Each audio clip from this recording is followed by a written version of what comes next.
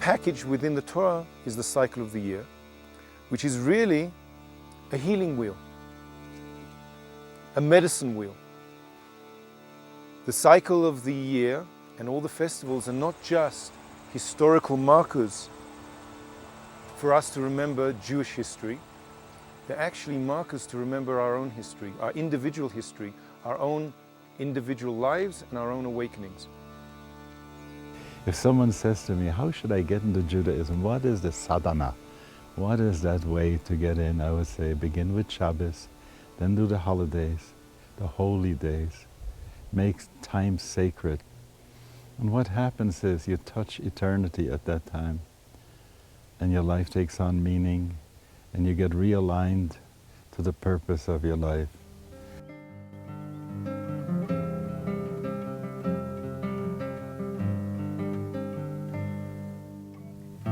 There is a light upon the darkness. We wear it like a royal crown. But it's a rare night we would notice the gift of starlight shining down. Every morning our breath returning to find us living one more day. The endless signs that we pass by, though they're right within our gaze, and we walk sightless among miracles. We walk sightless among miracles. Nisim b'chol yom. We walk sightless among miracles. Cold mama.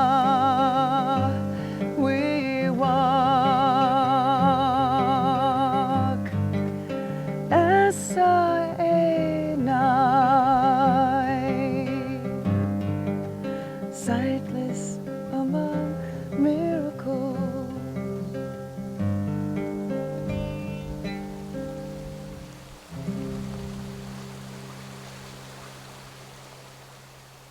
The cycle of the year we live through, we walk through, helps us to reconnect to who we truly are.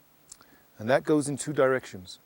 One is to God and one is to nature.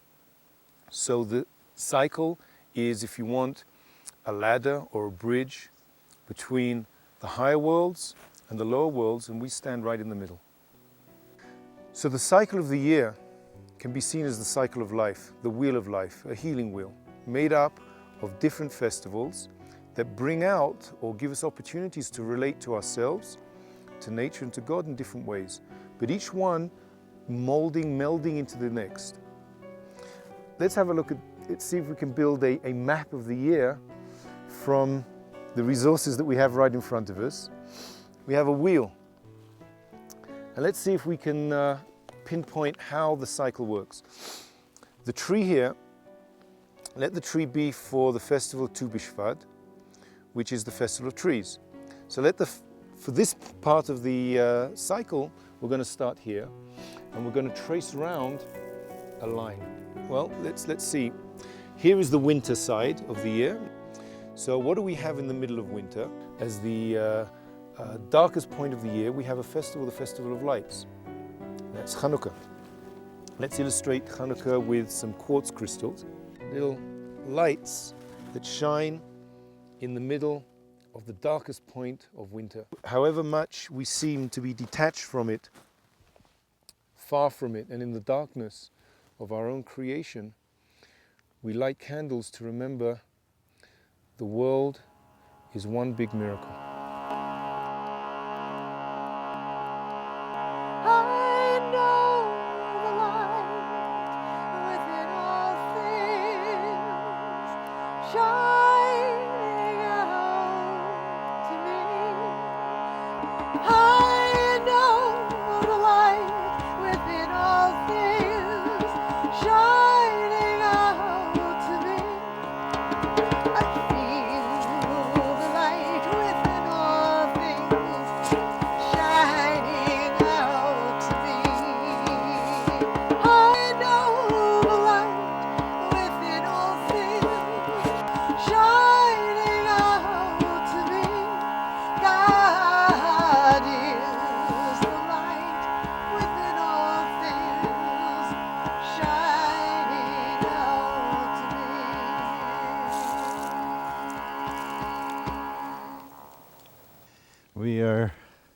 walking through the year.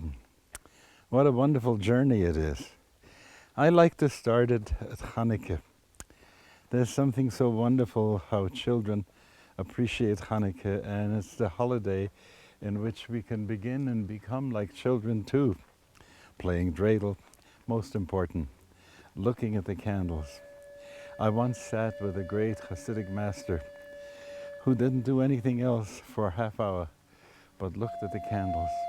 As it is written, you are not to use the candles for anything, just to look at them alone. And so that look with beginner's mind, like I've never seen a flame again, takes us back to a place of origins and renewal. So adults really need to sit and do this silent meditation, and there to go into this sacred place inside of themselves and relight the menorah again.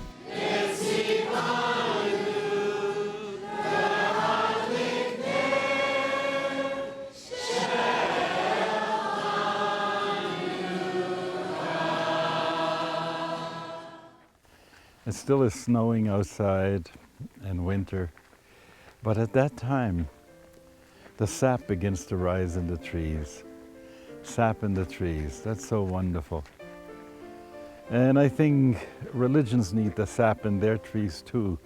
That's what this is all about, wanting to share about the sap in Judaism.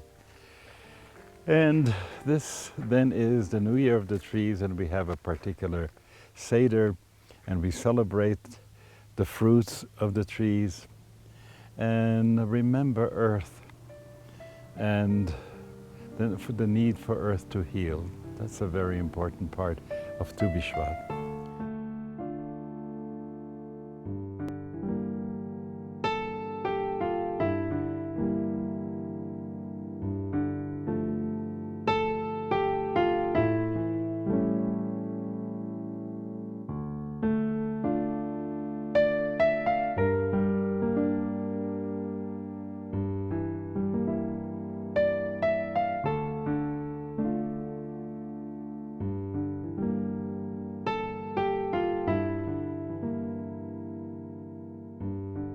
There is a place in the Jewish calendar when we begin to pray for dew and for rain. It is about December the 4th each year. It's the only day where we go with the solar calendar.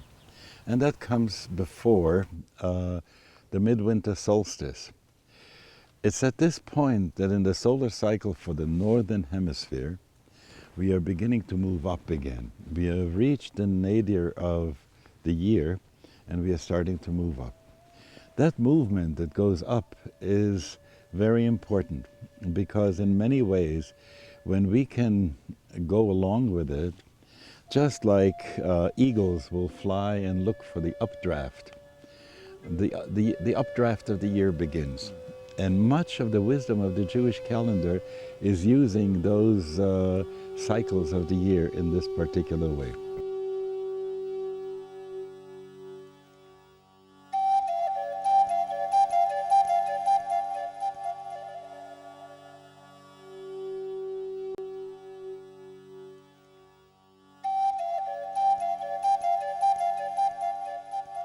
After Tu Bishvat, you have the festival of Purim. Festival of Purim we're going to symbolize by a branch, a tree, a twig, symbolizing the tree that Haman was hung on, symbolizing the fact that we celebrate the return of our relationship to God. That's Purim. The book of Esther, God's name doesn't appear, it's totally hidden. All goes back to the garden, when God was with us, walked with us, we knew God, and then we hid from God.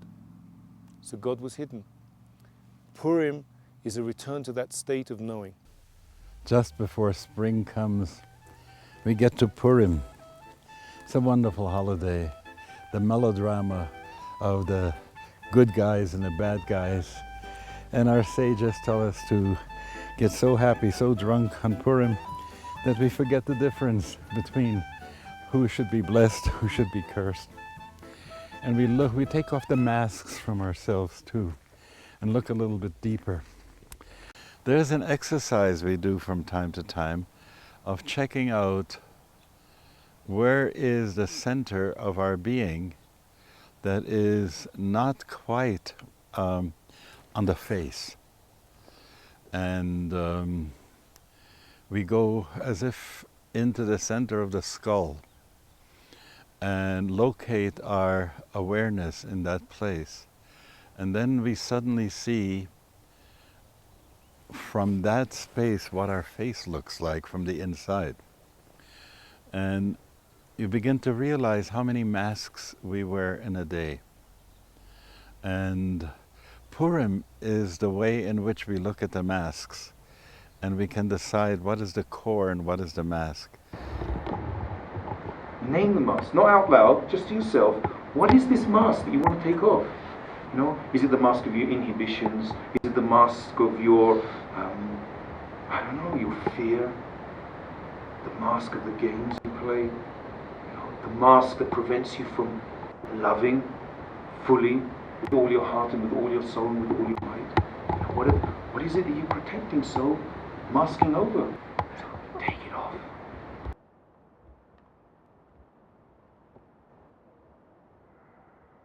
Whenever you have the need, when your identity has become confused to you, go to your mask and give it the name of your confusion and put it on and sit with it for a while. And then, with kavanah, with consciousness, take it off and put that feelings and confusion onto the mask and then put it away. So the blessing of Purim, yes, is that may we grow that our inside is the same as our outside. That God will shine from within and we will know God from the inside and we will see and experience God on the outside. And two will become one. Happy Purim.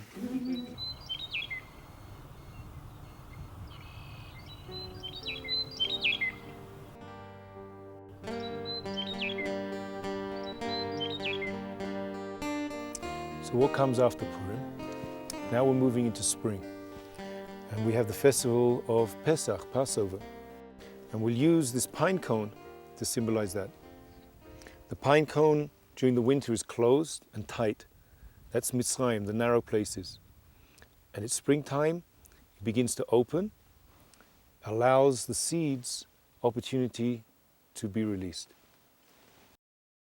That sense of being ready to be awakened that way and to recognize that grace is showering us in this wonderful way, that doesn't come any other time of the year. This is spring, and so again, this is the updraft that comes at that time. And so we can fly with that. And it says in the Bible, I carried you on the wings of eagles. Isn't that wonderful? And brought you to me. So that this updraft is what takes us into God's presence. So what we're going to do now is we're going to search for the chametz. Say the bracha, and then quietly we're going to creep around the house, looking for little bits of chametz that we've hidden, yes, and try and find any other chametz that might have escaped our attention during our last 2 weeks of scrubbing and cleaning. When we celebrate the memory of the event of the Exodus, all leavened bread has to be removed from the house for 7 days. So chametz, bread, leavened bread, is symbolic of our egos. Inflated ego. Inflated ego has the tendency to attach. That's what makes it inflated. I want to grab out and hold on to something. I want more. I want bigger space. Keep the whole process of going through Egypt, coming out of this narrow place, Mitzrayim, is to be able to let go, to detach from all that taking. To put it in ego spiritual terms, you could say it's leaving things alone. Leave everything alone. Leave everything alone to the point that on Seder night is the night of nothingness. that you pass out of that narrow straits, just like that. Passover, the holiday when we renew our faith and go into freedom and get to see what it's all about, to move from generation to generation.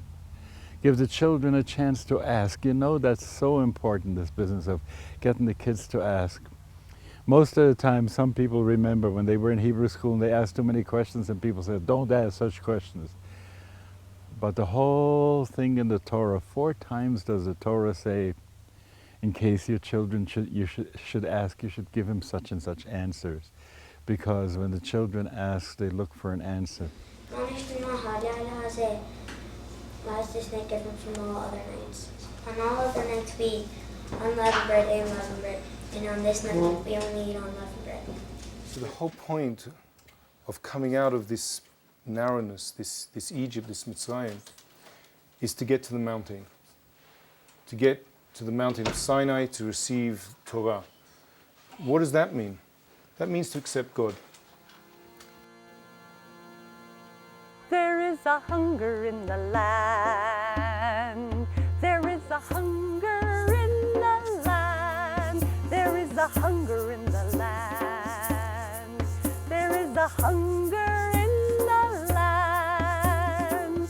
Not just for bread and water, but for the word of God.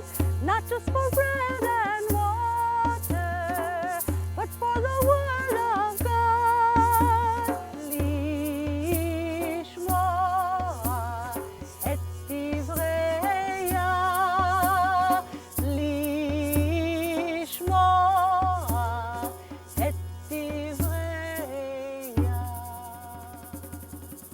There are some people who see life as a line, and people speak of a lifeline. And sometimes there are some people who see everything in cyclical terms, the return of things, the eternal return, and it's always the same.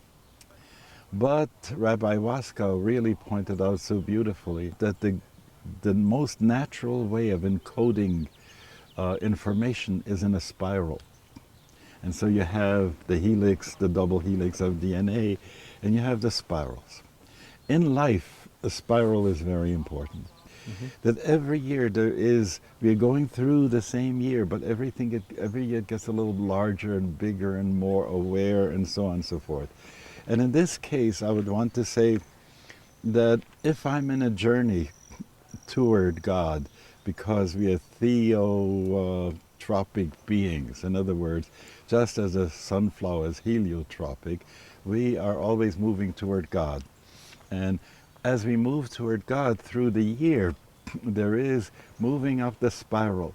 The wonderful thing is that as I move up on Pesach, on my level of the spiral, my children move up on their levels of the spiral. On all other nights we do not steep that which we eat, even once.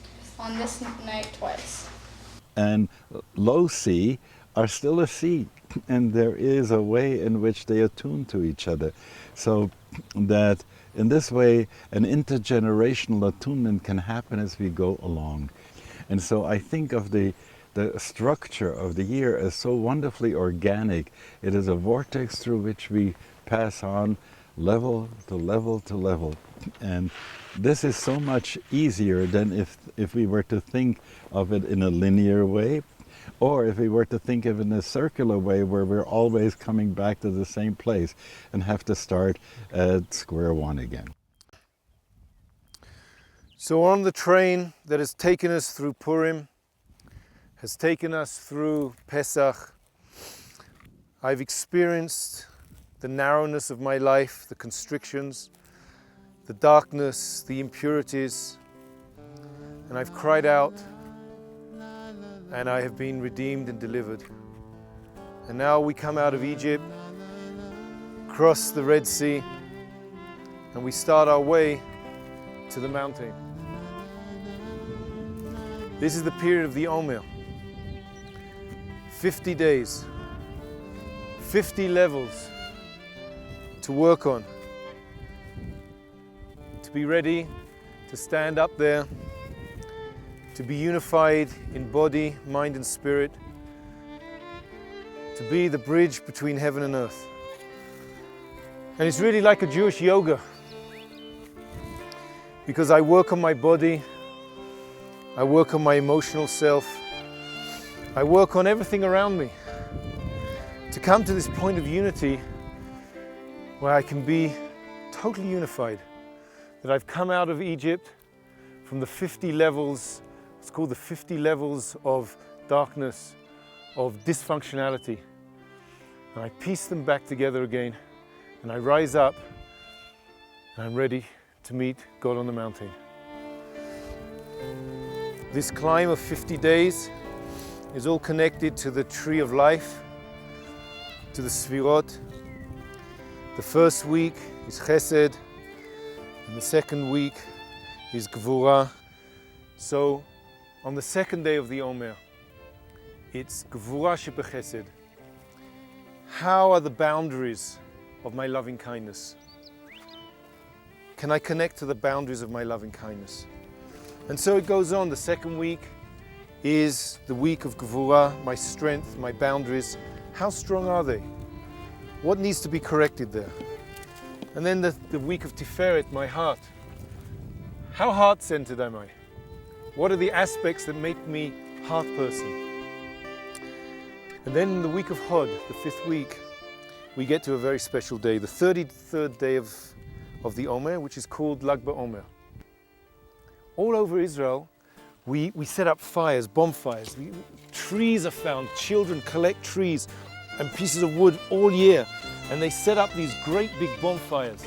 And so all night, we're sitting up around the bonfire, and there are barbecues and celebrations, and it celebrates two things. It celebrates the death of Shimon Bar Yochai. It also celebrates a very strange thing that is recorded in the Talmud, that there was a plague that hit the land. And for 33 days, that plague ravaged the land, killing in particular the students of Rabbi Akiva. 22,000 of his students died. It's understood in the Talmud that the plague happened because we stopped living l'shem shamayim, for the sake of heaven. That the students of Rabbi Akiva were learning for their own ego. In other words, all the work that we'd done at Pesach on burning my chametz, of coming out, of trying to nullify my ego, began to get lost. And once again, the ego picked up, and the true purpose of living was lost. And the plague came and hit them. And for that reason, we recognize, how far am I from the mountain? I'm so far. I'm so far. And so there is this suppression of celebration.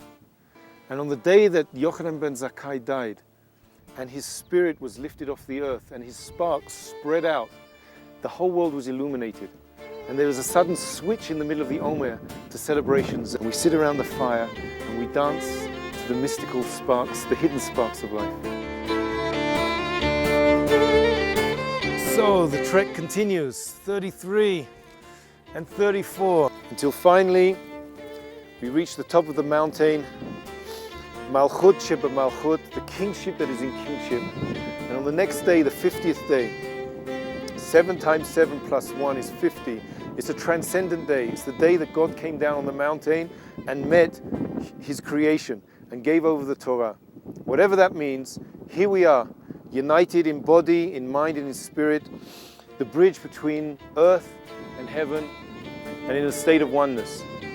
And it says in the Torah that when they came to the mountain, Vayachan Sham Yisrael, and they encamped as one. And Rashi says at that point, one, united as one amongst the people, united in themselves, united with God. So the thing about Shavuot is this anticipation. And you really feel it. You're up all night, and you have the sense of waiting, the sense of now, the sense of I'm here, I've done so much work. I've gone this whole journey, this train that has taken me all the way up the mountain, all the processing that I've done. I've broken out of my Egypt, I've crossed the Red Sea, God has brought me out, I've passed through the desert, I've gone up 50 steps, I'm at the top of the mountain. There's that moment of expectation in the morning. Am I awake enough? Am I awake enough? And in truth, yeah, I'm awake enough. But then the train goes on and we go around the cycle because I can be awake more. And really, this is the end of this journey. Shavuot is the end of the journey, and that should be the end of the year. Starts somewhere before Purim and ends right now on the mountain. What else do you want? And then things go wrong. And everything falls to pieces, and we have to start again. And we end up not only down at the bottom of the mountain, but back down in the pits, and back down in the pits of the pits as we slide down into Tisha B'Av.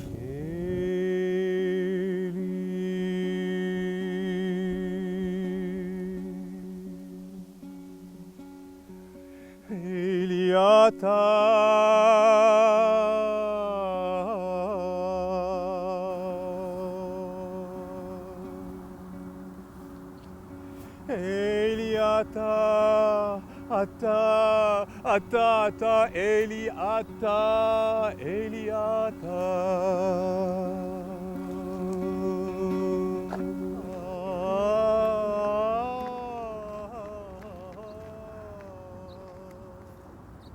So we come to Tisha B'Av, the darkest hole of the Jewish year, right in the middle of the summer. In the hottest month, usually August, end of July, August, the sun is burning so brightly, it burns up the fields, spontaneous forest fires. The month of Av, the month of the Father, the 9th day of Av, the black hole, the expulsion from Spain of all Jews, disaster upon disaster upon disaster, all falls on this day and this month.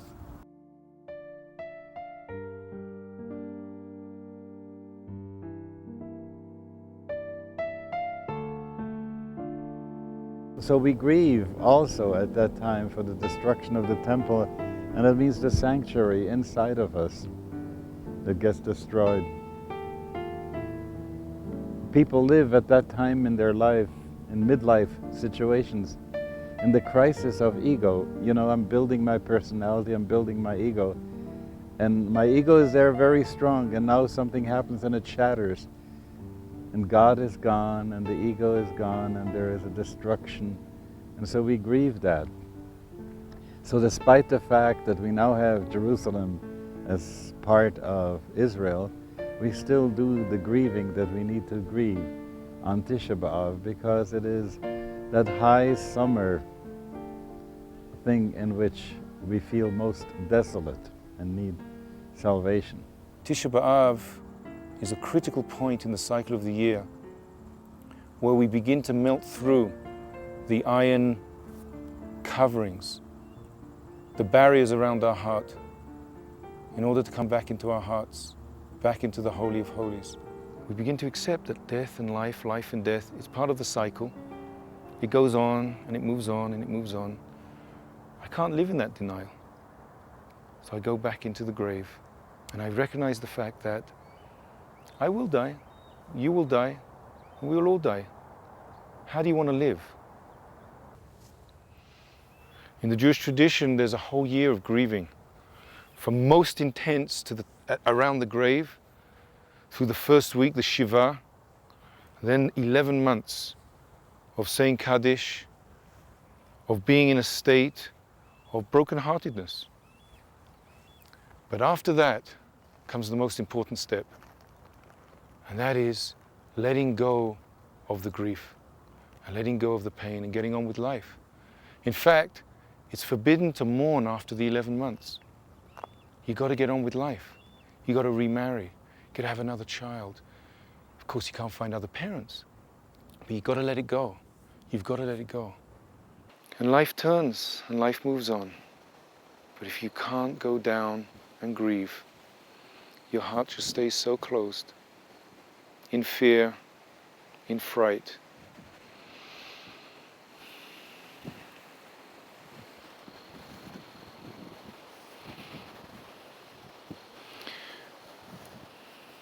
And as strange as Tisha B'Av may be for you, I really, really see it as such a miraculous day, such an opportunity to heal, to be healed, to see everything in such a different light. take the opportunity to sit. Take the opportunity to cry and grieve. To go through the pain and to come out the other side stronger, larger, more loving.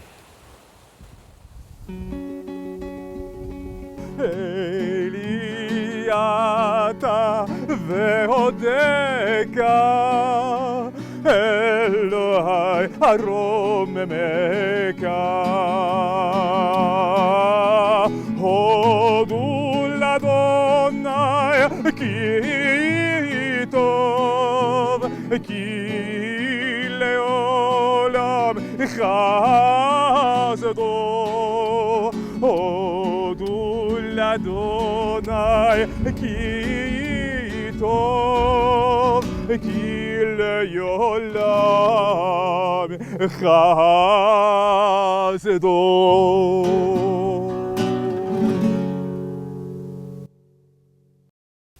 Right now, it's August, and you get a sense that the summer is almost over. The energy inside of me is also going from the manic side, from that is busy and vacationing and wanting to do a lot of things, doing a harvest, if you will, and then getting to the place where I feel the slowing down is beginning. There seems to be something serious coming in. It's not depressing, it's not sad, but it says, now, are you sure you really know what's going on inside of yourself? Because if you don't get a chance to recalibrate what's going on inside of yourself and see in your heart and in your mind and in your soul, in your relationships, you have the sense that you would just be coasting unawares. That's the reason why the shofar is blowing during the month of Elul every day. So even the wind that's coming through the trees right now and the sound of the shofar that we begin today, Rosh Chodesh of Elul, reminds us to wake up. And this awakening sometimes comes to a place where we look at ourselves and we find things that aren't so happy. What can I tell you? A living human being has some dark places, and I have my own. And I feel not too eager to look at them. But when the shofar wakes me in the morning, I have to look at them. And you know what? Looking at those things and preparing for Rosh Hashanah and for Yom Kippur is very helpful. בראש השנה ייכתבון וביום צום כיפור ייחתמון בראש השנה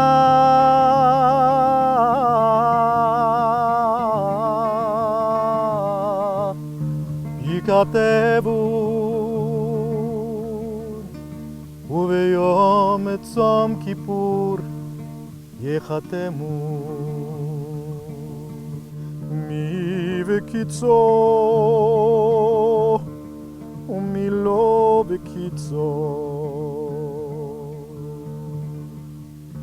בראש השנה ייכתבון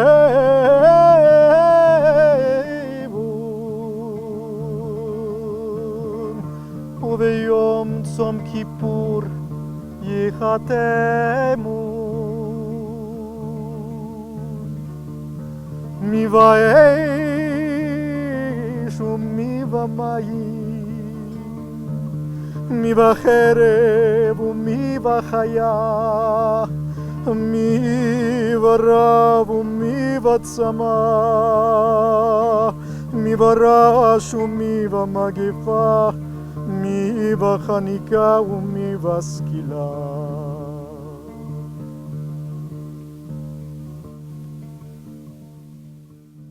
We've gone through Pesach, Shavuot, Tisha B'Av, Tu B'Av. We're moving up now. The train is taking us up higher and higher to Rosh Hashanah. Rosh Hashanah is the new year. Things are changing. The seasons are changing. We need to change. We have Rosh Hashanah, the head of the turning. That's what it means, literally. There's another word for it, Yom Hadin, the day of judgment. This is the time that God judges us. I don't like to think of it too much as sin. Did I not sin? The word chet in Hebrew means to miss the mark. Have I missed the mark? Have I fired my arrow of life and gone off target? And if I have, can I come back? And that's tshuva. Turn around, come back into the stream of God's life. It's the time of the shofar blowing, Yom Tkiyah. And we stand on Rosh Hashanah and we blow the great shofar in memory of that moment. The sound of the trumpet to honor God as King. The sound to wake us up so that we remember, who are we meant to be? Are we meant to be what we were yesterday? Or can we be greater than that? Can we come back in line? Can we move back into the flow of our true life? Flow back into God's will. And so when we blow the shofar now, we actually resonate with all the shofarot that are being blown at this time, a global resonance of sound. And not only that, but it's a morphogenic wave, which means it contacts and resonates with the sound of the very beginning of the universe, deep time. And it sounds and vibrates with the sound of God coming down on the mountain, and it vibrates and resonates with the future healing that we call the time of the Messiah. This is what it sounds like.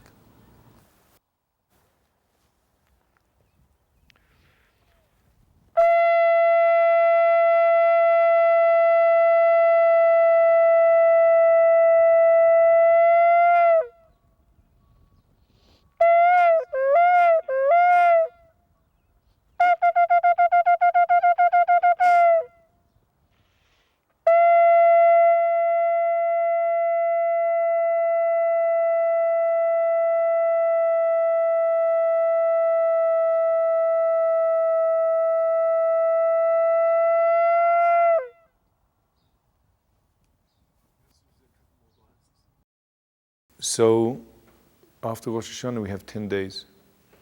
10 days Yemei Tshuva, Asara Yemei Tshuva, the 10 days to go from Rosh Hashanah to Yom Kippur. Rosh Hashanah is at no moon.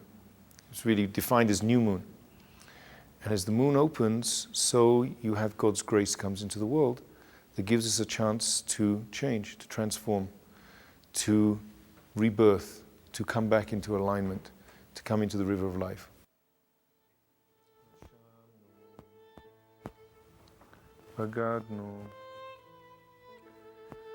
For all the sins I've committed, knowingly and unknowingly. Those that I've done knowingly, I know. What about those that I've done unknowingly? Also for those, I'm responsible. I'm responsible for not being awake to know what I have misaimed at, what I've been wrong in doing. There's no letting go of my responsibility. Even though I don't know, it's not my fault, I didn't know. I need to ask for forgiveness for even what I didn't know. And you know, sometimes on Yom Kippur, people are doing the vidui, the confessional prayers, and they're beating their chest, and they're beating their chest. Oh, it hurts so badly. It hurts me that he's hurting himself. You know, all year we beat ourselves up. It's not about beating ourselves up anymore, you know? You know what this is? Heart, please open. It's so difficult for me to accept that I could be forgiven, you know? So many times I just feel unworthy to be forgiven. Heart, open up, you know? It's okay to be forgiven. Open to the possibility of forgiving. So in Yom Kippur, it's all about forgiveness, acknowledgement, recognition. Can I be forgiven? Can I recognize where I've gone wrong? Be forgiven. On Yom Kippur, we don't eat 25 hours. no sexual activity. I don't wear leather. I don't wash myself. Why? Well, what is this about? Because we try to rise up, be angelic. Be angelic. 2 months ago we passed through Tisha B'Av. Tisha B'Av, I also didn't eat. I also didn't drink. I also didn't wear leather. I also didn't have sexual activity. What's the difference between the two? Tisha B'Av, I go down into the grave, face my mortality. On Yom Kippur, I rise up like an angel. I transcend the physical, the material world. I let it all go. As the day begins to end, the sun begins to set, the Ni'ilah prayer, the final moments, everyone stands, everyone cries out. The Holy Ark is opened, the heart is opening, the heart is opening, and I cry out, forgive me, give me another chance, give me another chance. Maybe this time I'll get it right.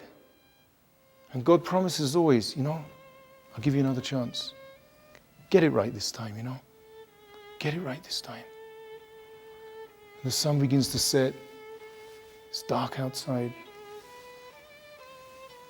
The gates of prayer begin to close. And we cry out, forgive us! Forgive us!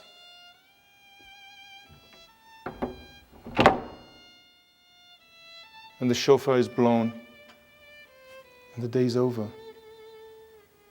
And we know for sure that as a people we're forgiven. But what about me?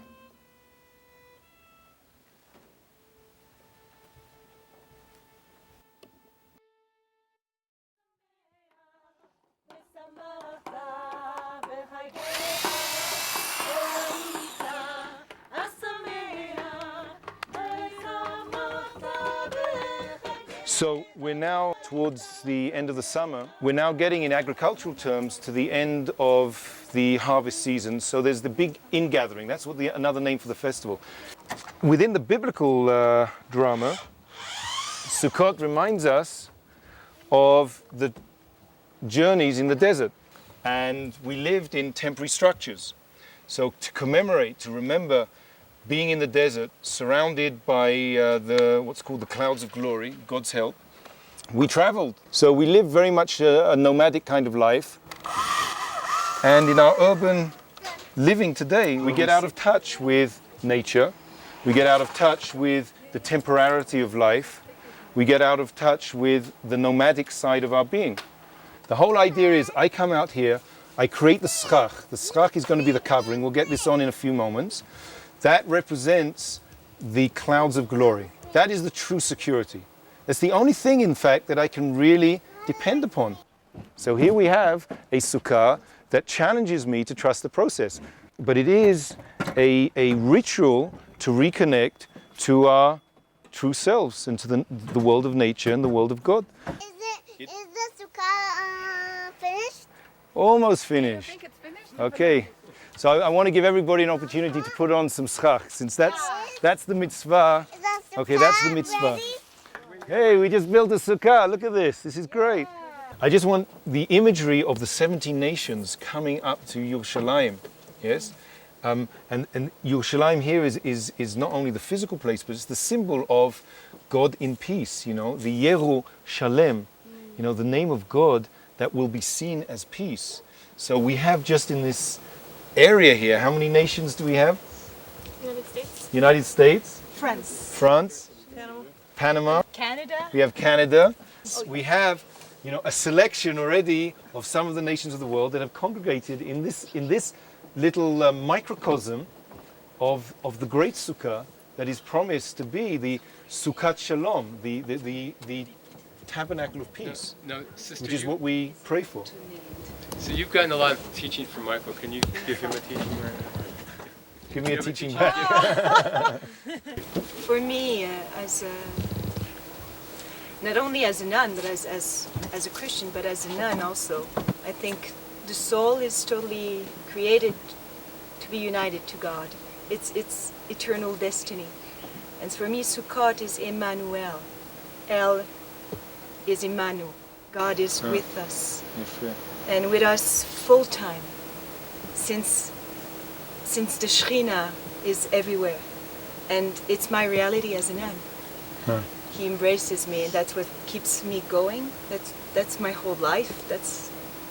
I think that's why I love, is I'm being loved.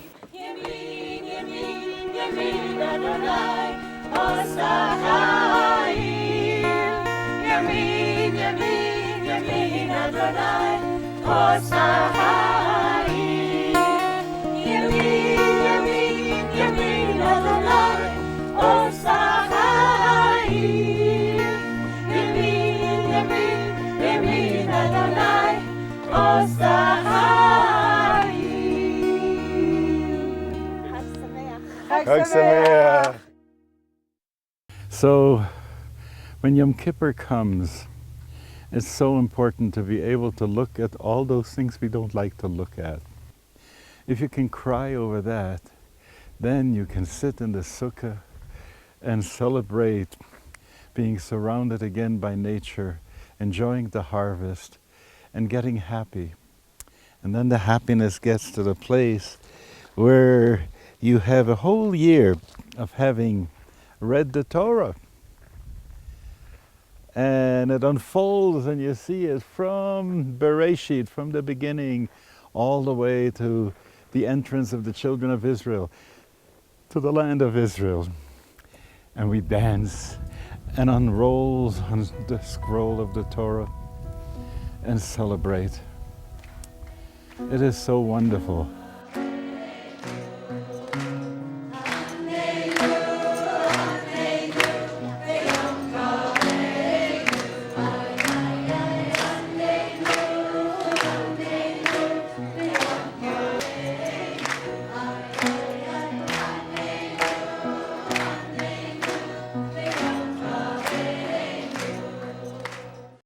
So this man says to me, isn't your religion a religion of law? Our religion is a religion of grace. And I asked him, did you ever dance with a law book? He looked at me as if I was crazy. And then I told him about Simchat Torah, how we take the Torah, how we kiss it, how we dance with it, how we rejoice with it. It isn't a law that's imposed on us. It's the manual for how to use the planet the right way. And what a wonderful thing it is to get such a manual so we don't have to blunder. In fact, all the things we need to fix are because we didn't follow that manual so well. So, dance with the Torah.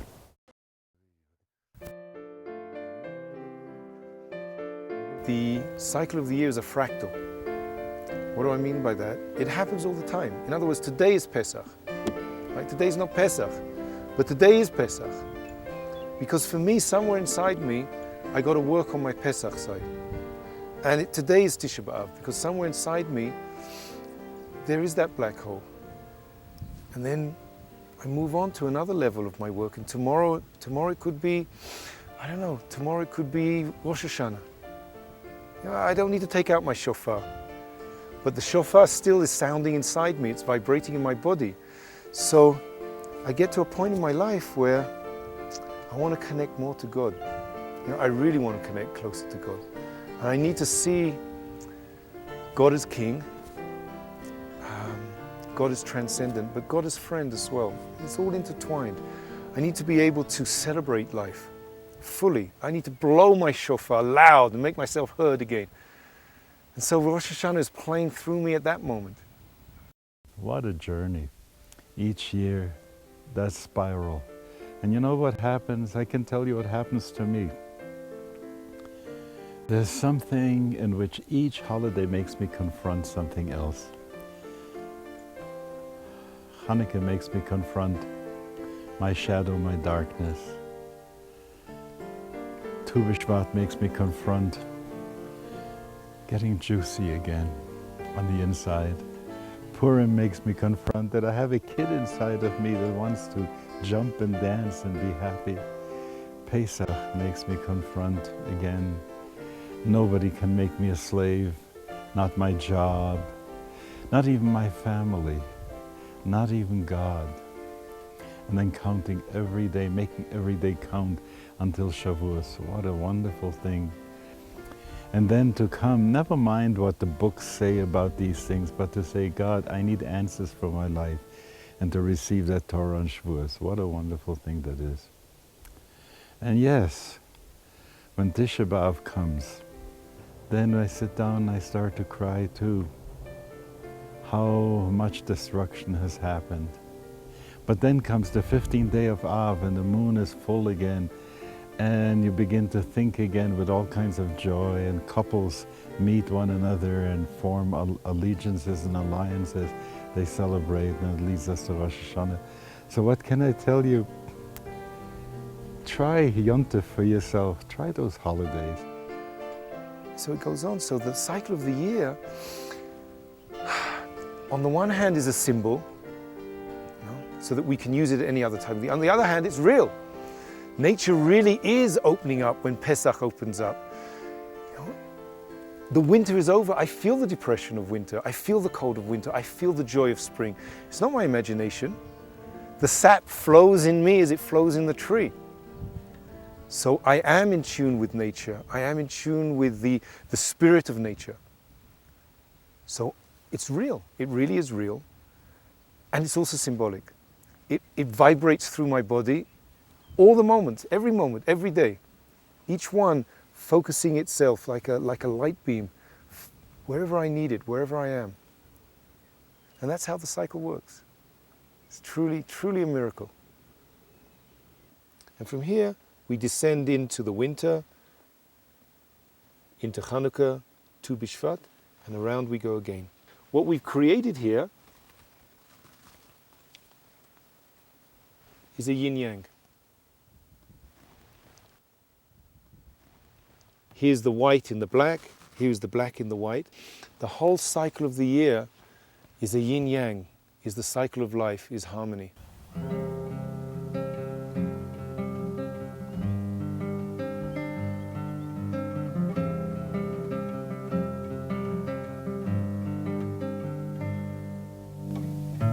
If not for hardship and failing, no fertile ground for what might grow. Every trial, another blessing that will shape another soul. There's the mountain, always standing, though the endless seasons change. And we're born again for the reason that nothing ever stays the same. And we walk sightless among miracles. We walk sightless among miracles. Nesim bechol yom. We walk sightless among miracles. I look at this pine cone and I look at this rock. I think we are like the pine cones and the universe is like the rock. We